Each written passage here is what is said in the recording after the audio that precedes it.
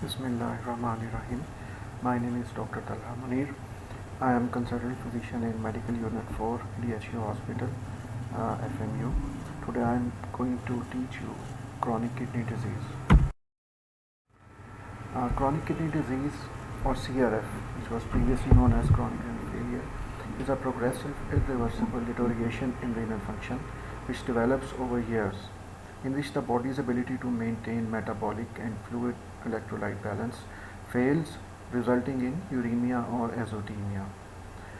Azotemia is the biochemical abnormality of renal function without clinical symptoms, whereas uremia is the clinical and laboratory syndrome reflecting dysfunction of all organ systems as a result of untreated or undertreated acute or chronic renal failure. तो important point इसमें जो differentiate करने के लिए कि azotaemia में सिर्फ lab evidence मिलता है क्रॉनिक किडनी डिजीज़ का, पेशेंट सिम्टोमेटिक नहीं होता, उसको कोई सिम्टम्स नहीं आ रहे होते, लेकिन जब पेशेंट को सिम्टम्स आना शुरू हो जाएं, पेशेंट को डिफरेंट ऑर्गन्स के साइंस और सिम्टम्स आना स्टार्ट हो जाएं, तो उसको फिर हम यूरीमिया कहते हैं. Now, common causes of chronic kidney disease, these are different proportions of different causes. Diabetes mellitus is the leading cause of chronic kidney disease all over the world, including our region in Pakistan. Other causes are interstitial diseases, glomerular diseases, hypertension accounts for 5 to 20% globally, systemic inflammatory diseases which include autoimmune disorders as well, renovascular disease, congenital and inherited, and some CKD. In some CKD we cannot find a definite cause. Important thing to remember here that in our society or in our country, the main cause of CKD is diabetes mellitus. The second and third most important causes are the quack medications और हकीम medications. हमारे लोग जो हैं वो quacks के पास जाके different किस्म के इंजेक्शंस और स्टीरॉयड्स और एंटी इन्फ्लेमेटरी ड्रग्स लेते हैं बगैर किसी मॉनिटरिंग के, तो वो एक बहुत इंपॉर्टेंट कॉज है. मेटल्स होते हैं उसमें इंक्लूडेड. थर्डली, हमारे पॉपुलेशन में जो कॉज है hypertension is very important. Hypertension mostly untreated रोग रखते हैं, कभी टैबलेट लेते हैं कभी नहीं लेते, तो इम्पॉर्टेंट कॉज एक हाइपरटेंशन बहुत कॉमन है. फिर बाकी कॉजेज़ जो हैं वो दूसरे मुल्कों में है उसी तरह है, लेकिन टॉप पे हमारे डायबिटीज़ है, हकीम मेडिकेशन है, हाइपरटेंशन है, एनसेड अब्यूज़ है, और then other causes. Regarding etiology हमने अभी देख लिया है कि क्या मोस्टली कॉजेज़ होती हैं, but the main underlying etiologies all over the world are glomerulonephritis, diabetic nephropathy, lupus nephropathy, hypertensive nephrosclerosis, and others accounts for 5 to 10%. Regarding pathophysiology of CKD, pathophysiology that why CKD progresses to end-stage renal disease is unclearly now. End-stage renal disease is the stage of kidney disease in which we have to give renal replacement therapy.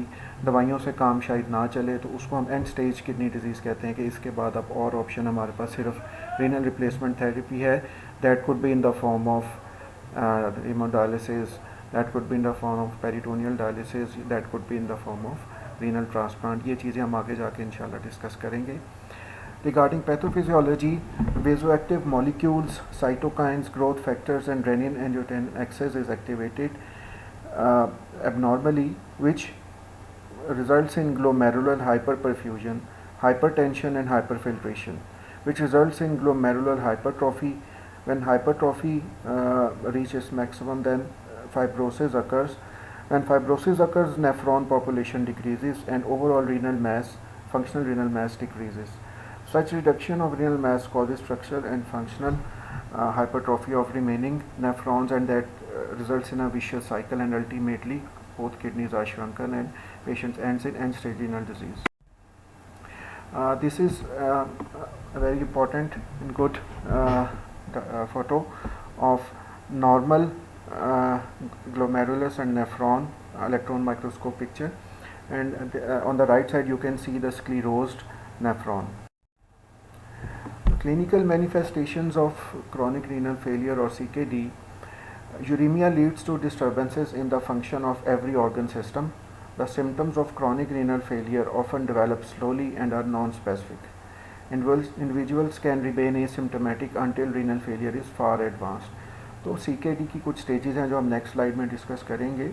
patients can have silent chronic kidney disease till stage 3, and only symptoms become evident when patient progresses into stage 4 or 5 kidney disease. That's very important point कि patient को कोई symptoms ना भी हो तो फिर भी उसको CKD हो सकता है. That would be evident in with azotemia when we will do labs of the patient. Stages of chronic kidney disease. There are 5 stages with 1, 2, 3, 4 and 5, but 3 is further divided into 3A and 3B. In stage 1, kidney damage occurs but with normal or high GFR greater than 90 ml per minute. Normal function prevalence is 3.5% and patient is usually asymptomatic. If kidney damage and GFR decreases to 60 to 89%, then it is called mild kidney disease and if patients are usually asymptomatic. Now if further GFR decreases to 45 to 59 ml, then it is called mild to moderate disease and patients are usually asymptomatic. In 3B disease, 3B stage, GFR decreases to 30 to 44 and it is termed as moderate to severe CKD, and anemia in some patients at 3B becomes evident, and most are non-progressive or progress slowly. The majority of patients of diabetes, they stay at stage 3 for many years if they are adequately controlled, and their progression to other stages is halted if adequate treatment is started at timely. In stage 4 kidney disease, glomerular filtration rate decreases to 15 to 29 ml and it is termed as severe CKD. First symptoms mostly occurs when GFR decreases to less than 20 and electrolyte problems likely as GFR falls. In stage 5 kidney disease or end stage kidney disease, GFR is less than 15 or patient is on dialysis or renal replacement therapy. Kidney failure and its prevalence is 0.1%. In stage 5, patient is full-blown symptomatic with all symptoms and signs of chronic kidney disease, which we will learn in next slides. And dialysis initiation varies, but usually if GFR falls to around 10 and less than 10, then dialysis is surely started. Mostly clinical manifestations of chronic renal failure.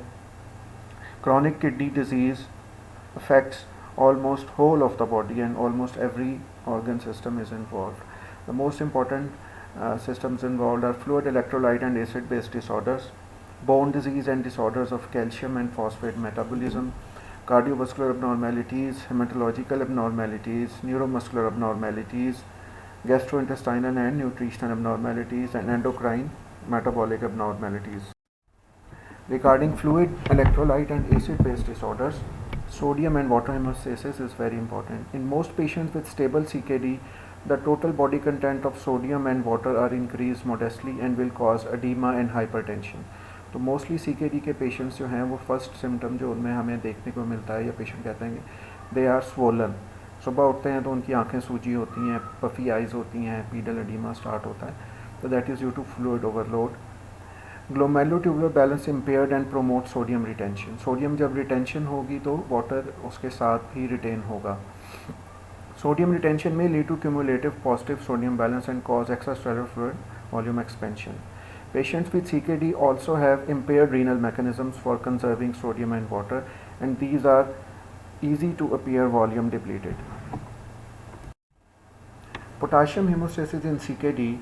Hyperkalemia is the most important and common finding in CKD patients, and it is most important because if untreated it can lead to disaster and patient can die within few minutes with arrhythmias. So dietary intake, protein catabolism, hemorrhage, transfusion of stored red blood cells, metabolic acidosis, all these are few important causes. Therapeutically, ACE inhibitors and ARBs and some diuretics can also result in hyperkalemia. Hypokalemia is uncommon in CKD unless patient is severely diuresed, massively diuresed, usually caused by markedly reduced dietary potassium intake or associated with excessive diuretic therapy as already told, and also seen in tuberous diseases such as Fanconi syndrome and renal tubular acidosis. Metabolic acidosis is another finding which is very common in chronic kidney disease. It is a common disturbance during advanced stages with reduced ability of the kidneys to excrete hydrogen ions, which is in fact in turn result from reduced ability to produce ammonia, which in turn binds with hydrogen ion and secreted as ammonium ion. Hyperkalemia further depresses urinary ammonium excretion. Regarding bone disease and disorders of calcium and phosphate metabolism, the disorders of calcium, phosphorus, and bone disease is common in CKD. The major disorder of bone disease can be classified into high bone turnover with high PTH levels, including osteitis fibrosa, or low bone turnover with low or normal PTH level. PTH means parathyroid hormone, and these diseases include osteomalacia and adynamic bone disease. That it in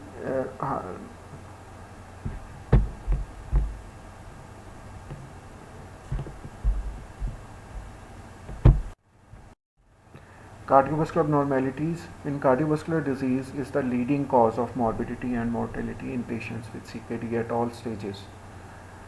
Ischemic cardiovascular disease, congestive heart failure, hypertension and left ventricular hypertrophy, pericarditis, all these are the manifestations of cardiovascular abnormalities in chronic kidney disease.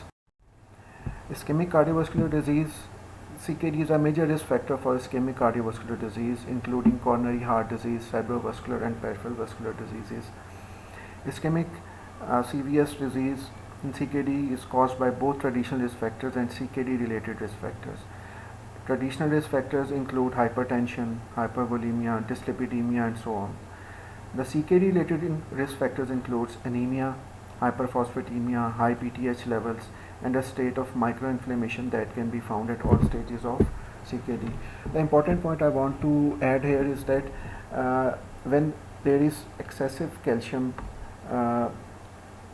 excretion from bones and decreased excretion of phosphate from kidneys, then there is formation of calcium and phosphorus compounds in extra vascular compartments in different tissues in blood vessels, and so atherosclerosis is promoted, which is an important cause of increased CVS disease in chronic kidney disease.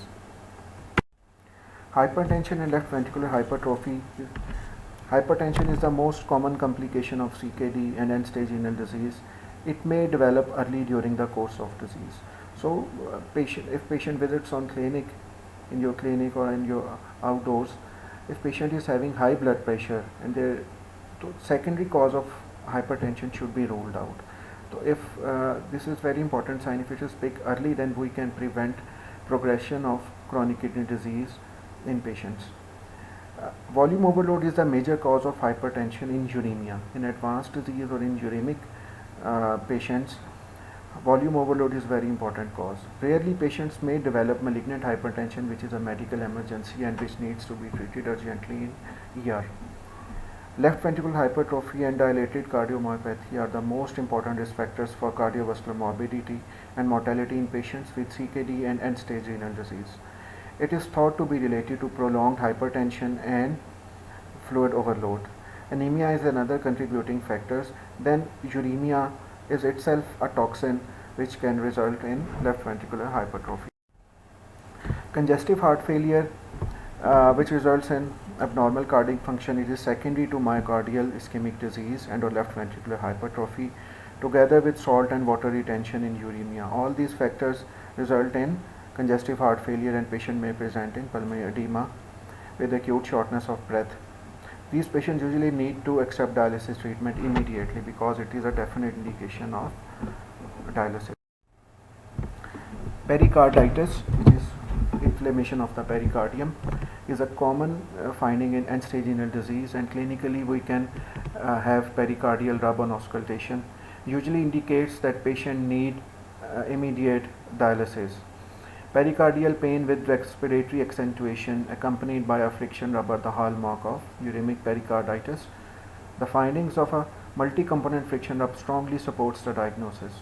Classic ECG and echography findings are very important in diagnosis of pericarditis. Now regarding hematological abnormalities, anemia is the most important finding. and common finding which is found in CKD patients. Anemia in CKD is normocytic, normochromic, and will be observed beginning at stage 3 chronic kidney disease and is almost universal or found in all patients of stage 4 kidney disease. Anemia of CKD is associated with a number of physiological abnormalities which results in decreased tissue oxygen delivery and utilization.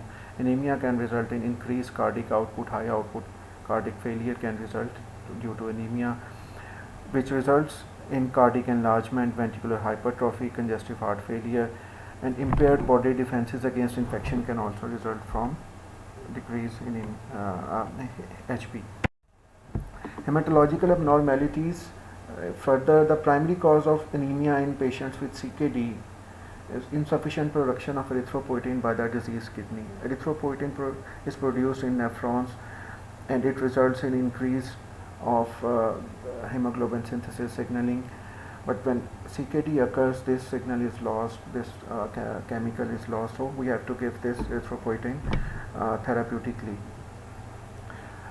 Anemia can also result from iron and folate deficiency. In CKD there is platelet dysfunction and there are micro hemorrhages throughout the body which can result in iron deficiency anemia as well. Acute and chronic inflammation, aluminium toxicity, and shortened red cell survival due to uremia all contribute to anemia. Regarding neuromuscular abnormalities, central, peripheral, and autonomic neuropathy as well as abnormalities in muscle composition and function are all common complications in CKD.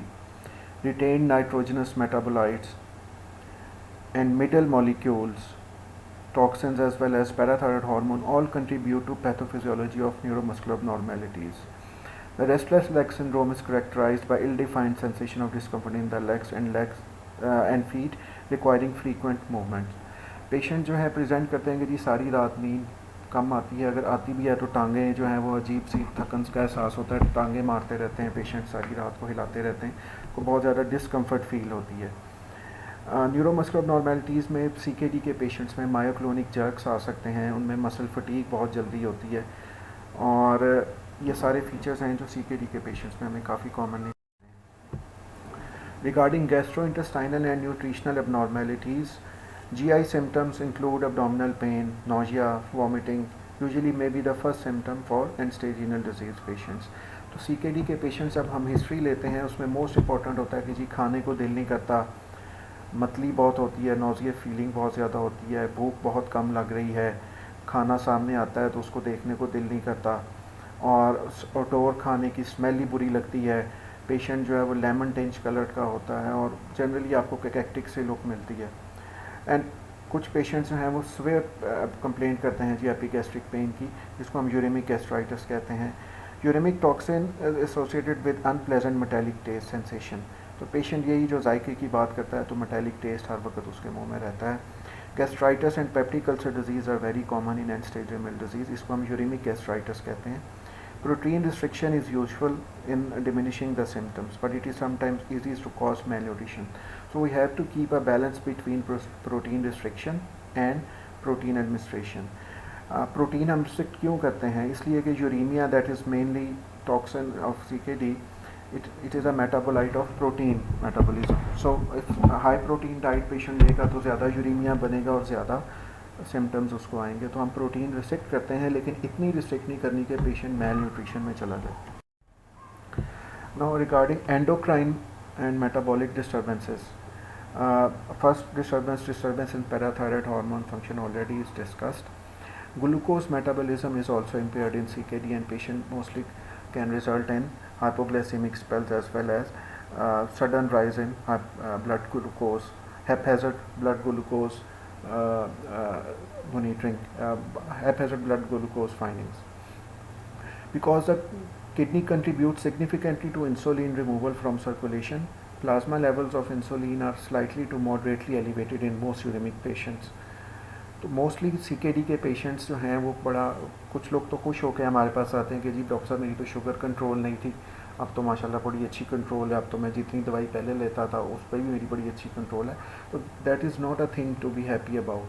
ये एक alarming sign है. तो हमारे फ़ौरन जो हम alarm हो जाते हैं कि ये पेशेंट जो है जो अनकंट्रोल्ड डायबिटिक था, सडनली इसकी शुगर नॉर्मल और अच्छी रहना शुरू कर दिया without any effort from the patient side, तो हम फ़ौरन किडनी फंक्शन की तरफ जाते हैं कि पेशेंट सीकेडी में जा रहा है। तो पेशेंट जो सीकेडी के होते हैं उनमें hypoglycaemia is very much important point two look for. Many hypoglycemic drugs require dose reduction in renal failure. तो मोस्ट जो हाइपोग्लाइसेमिक ड्रग्स हैं हमारे पास, उनको फिर हमें उनकी डोज को रिड्यूस करना पड़ता है according to the GFR and stage of kidney disease. Some drugs are totally contraindicated at a certain GFR. For example sulfonylureas जो हैं हम यूजुअली अवॉइड करते हैं in diabetic patients with CKD because they can result in severe hypoglycemia and that can result in brain death and even death of the patient. The growth in sex hormone secretion is also impaired in chronic kidney disease. If CKD occurs in younger age group, बच्चों में CKD जल्दी develop हो जाए due to some glomerular disease और other inherited disorder, तो उनमें sexual maturation is impaired हो जाता है. Now regarding evaluation and management of patients with CKD, history is very important. Mostly our patients, if we take a good history, 60 to 70% of patient diagnosis is made through history. So a good history is very important in CKD patients as well. So in history we try to establish the cause of the kidney disease, and if there is some reversible cause, we need to aggressively treat that.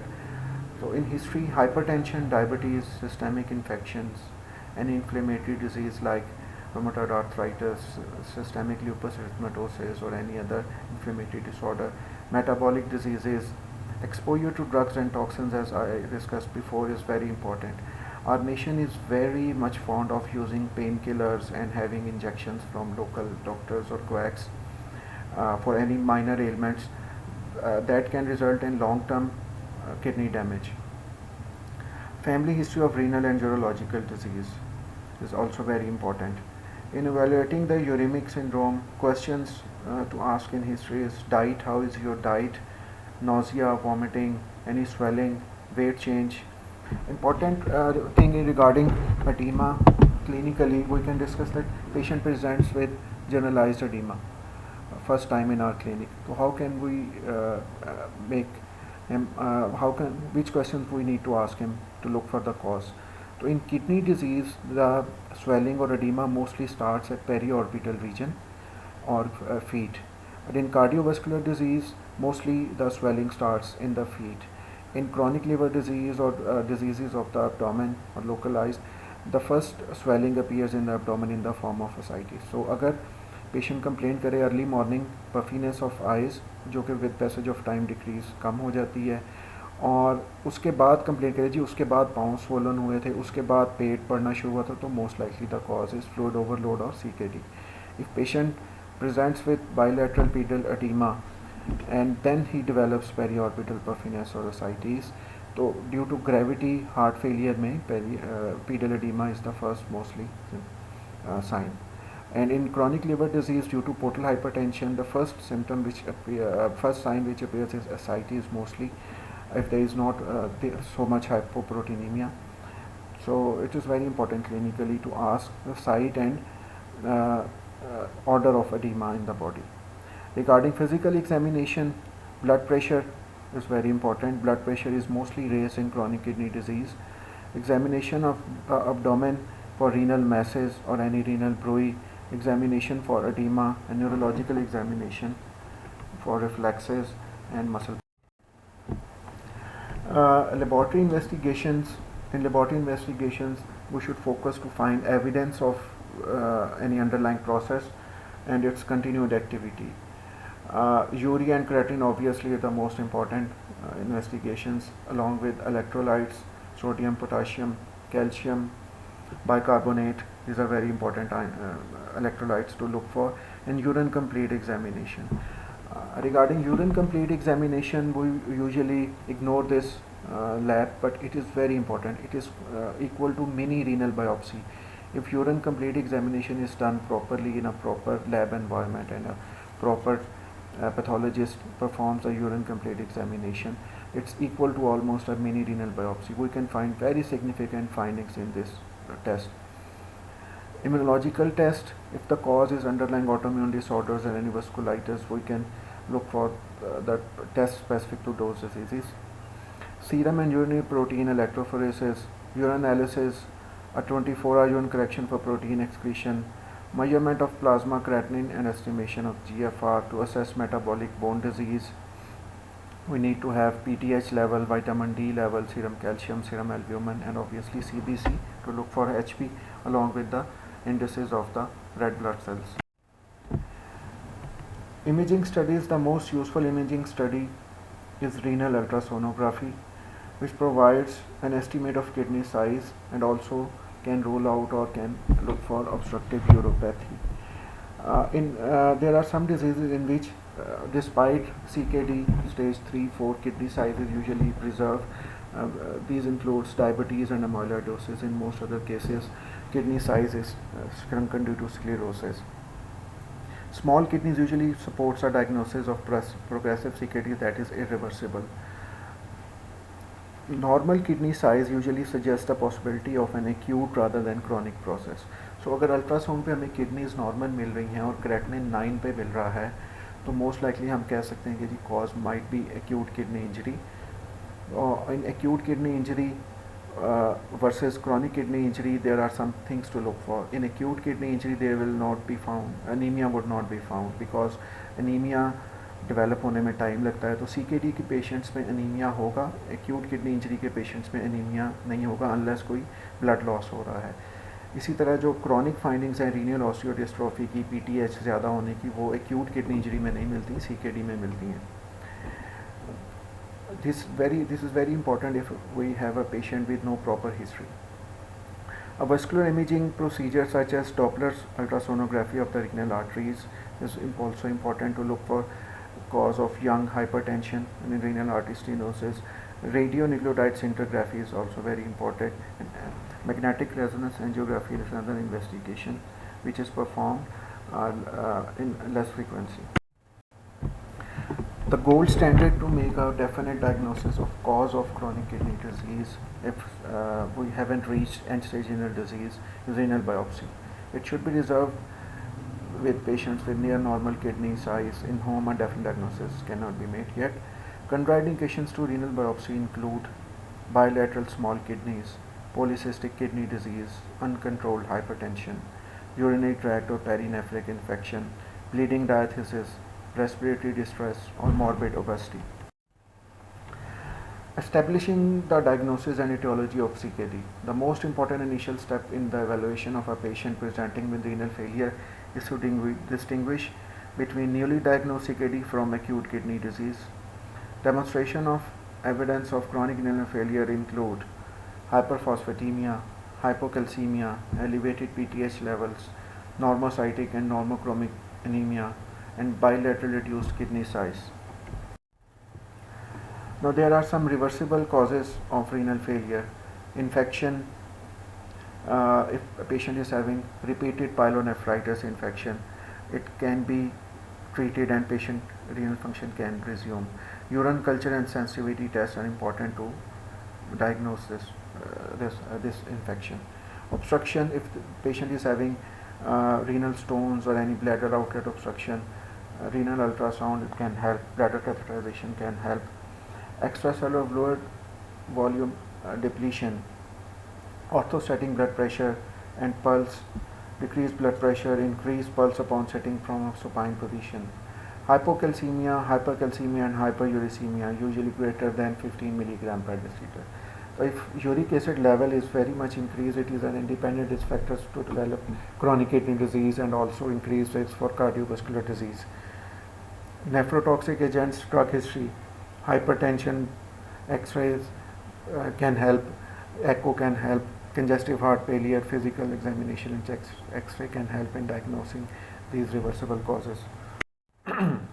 Regarding treatment, we have many aims in treatment of chronic kidney disease. First is to slow the progression of CKD, which includes protein restriction, reducing intraglomerular hypertension and proteinuria. Managing complications of renal failure, we have to manage disorders of mineral metabolism. We have to manage hypertension, cardiovascular diseases, factor reduction, uremic pericarditis, congestive heart failure, anemia, abnormal hemostasis, and renal replacement therapy is the last resort. Regarding protein restriction, a major goal of protein restriction in CKD is to slow the progression of nephron injury.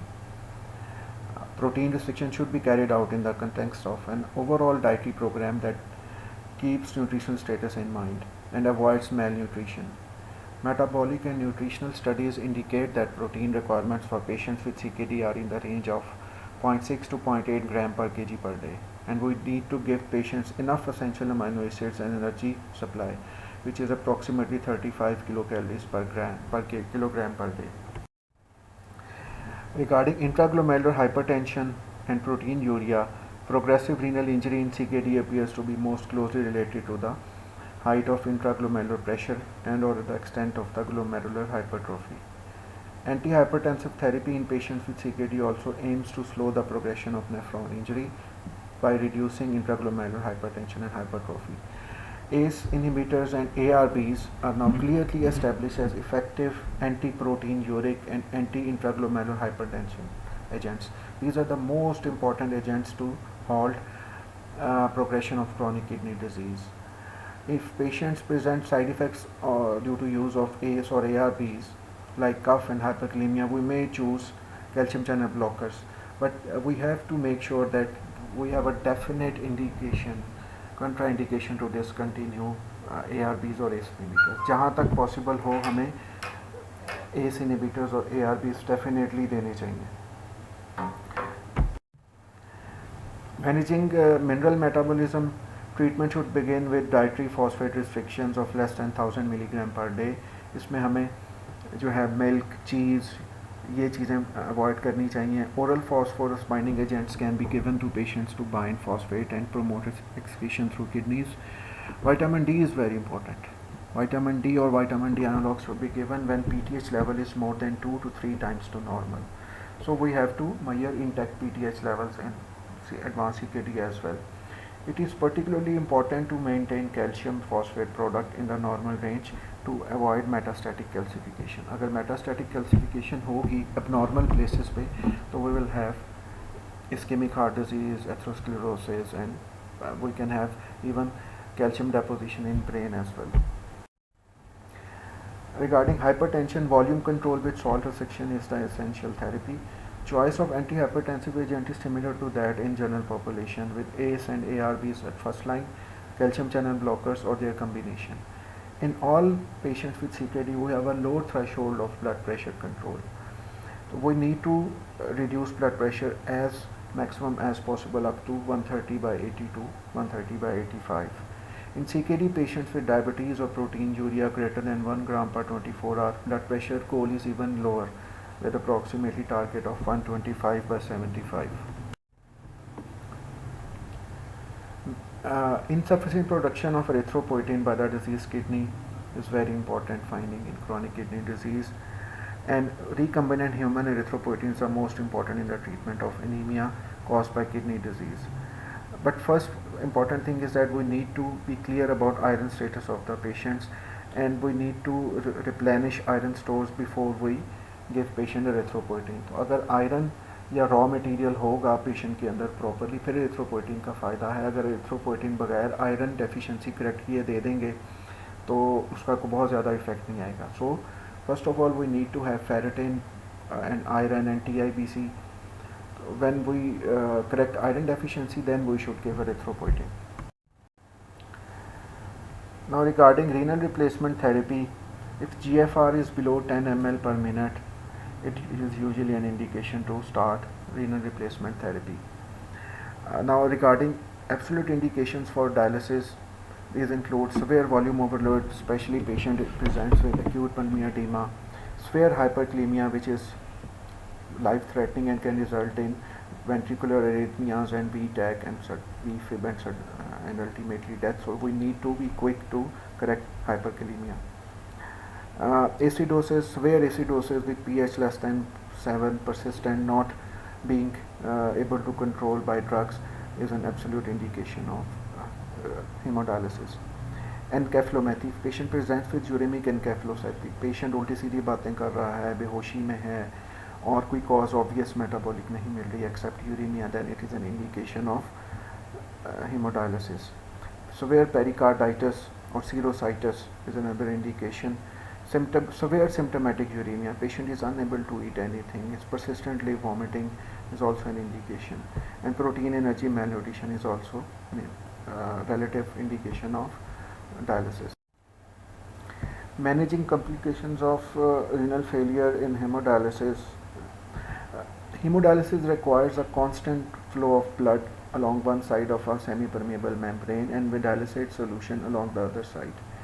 Diffusion and convection allow the dialysate to remove unwanted substances from the blood while adding back needed components. तो ये physics के जो rules हम FSc में पढ़ते थे वही rule इसमें एप्लीकेबल है कि हम पेशेंट का ब्लड निकालते हैं, उसको एक मशीन से गुजारते हैं, उस मशीन में डायलिसेट होता है जिसमें अनवांटेड केमिकल्स अपने डिफ्यूजन ग्रेडियंट के अगेंस्ट डायलिसेट में चले जाते हैं. डायलिसेट से जो इम्पोर्टेंट केमिकल्स या आयंस हैं वो ब्लड के अंदर चले जाते हैं. स्लोली जब ब्लड गुजरता जाता है मेम्ब्रेन से हेमोडायलिसिस मशीन की, तो जब ब्लड एंड पे पहुंचता है तो वो फिल्टर्ड ब्लड होता है. उस फिल्टर्ड और रिमूव जिसमें टॉक्सिन्स नहीं होते उसको हम वापस फिर बॉडी में इंजेक्ट करते हैं. तो जो काम किडनीज़ कर रहे हैं वो काम हम डायलिसिस मशीन से लेने की कोशिश करते हैं.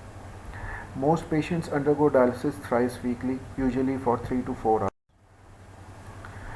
डायलिसिस की कई फॉर्म्स हैं. The most commonly use form in hospitals is haemodialysis, जिसमें हम एवी फिस्चूला बनाते हैं बाजू में, उसमें आर्टरी और वेन को मिला के कुछ देर के लिए उसको मैच्योर होने देते हैं. मशीन में ब्लड पेशेंट का जाता है, वहाँ से फ़िल्टर होके और सारा टॉक्सिन्स रिमूव करके और जो हमें इलेक्ट्रोलाइट्स और इम्पॉर्टेंट चीज़ें चाहिए उसका एडिशन करते हैं और फिर साफ़ होके दोबारा बॉडी के अंदर चला जाता है.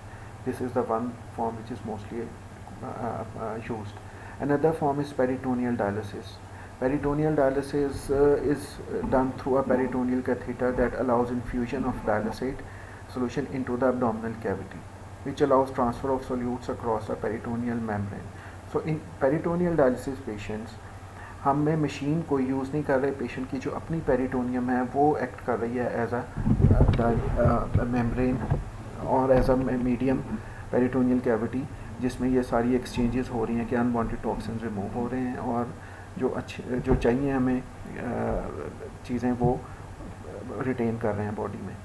Patients generally have the choice of performing their own exchanges 2 to 3 liters of dialysate 4 to 5 times during daytime hours or using an automated device at night. The most common complication of peritoneal dialysis is peritonitis. So peritoneal dialysis is इसके कुछ advantages हैं कि ये patient खुद से कर सकता है अगर पेशेंट एजुकेटेड है और डिजीज़ इतनी एडवांस नहीं है. होम सेटिंग में या ओपीडी सेटिंग्स में किया जा सकता है. ठीक है, पेशेंट जो है इसमें ज़्यादा थोड़ा बेटर फील करता है कि नाइट पे होता रहे, सुबह उठ के अपना काम भी कर सकता है. तो हीमोडायलिसिस थोड़ा सा जो है वो टेक्निकल असिस्टेंस के बगैर नहीं हो सकता. पेरिटोनियल डायलिसिस में अगर पेशेंट की ट्रेनिंग अच्छी हो तो वो खुद भी परफॉर्म कर सकता है. Now regarding kidney transplantation, which is the ultimate treatment, if up to 50% of all patients with end-stage renal disease are suitable for kidney transplantation. The most common method for kidney transplantation is to put the graft in right side pelvic cavity. 2/3 of the kidney transplants come from deceased donors and the others from living related or unrelated donors. तो कुछ लोग जो हैं जिनकी death हो जाती है और ऑर्गन ट्रांसप्लांट जो है ऑर्गन डोनर्स में उन्होंने अपने रजिस्टर कराया होता है, तो उनकी डेथ के with in few minutes hours उनकी किडनीज को प्रिजर्व कर लिया जाता है. और जो डिज़र्विंग पेशेंट्स होते हैं जिनका ऑलरेडी एक पूल बना होता है, पूरा डाटा होता है, इनकी लाइन होती है, नंबर होता है कि अब इस पेशेंट की बारी है, तो फिर उसके थ्रू भी किडनी मिल सकता है. Secondly we heard here a lot in news के जी बेटे ने अपने फादर को किडनी दे दिया, मदर ने बेटे को दे दिया. तो रिलेटेड जो डोनर्स हैं अंडर स्ट्रिक्ट एथिकल रूल्स वो भी किडनी दे सकते हैं. उसके लिए भी एक्सटेंसिव वर्कअप चाहिए. तो अनरिलेटेड डोनर्स के लिए HLA मैचिंग चाहिए होती है, उनका मैच कर जाए तो अनरिलेटेड डोनर भी किडनीज डोनेट कर सकते हैं. इम्पॉर्टेंट थिंग इसके जब किडनी को हम इम्प्लांट करते हैं तो this is an outside kidney. So हमारी बॉडी के लिए वो एक फॉरेन बॉडी है, ठीक है। तो उसके लिए फिर हमें अपनी इम्यूनिटी को स्प्रेस करना पड़ता है लॉन्ग टर्म।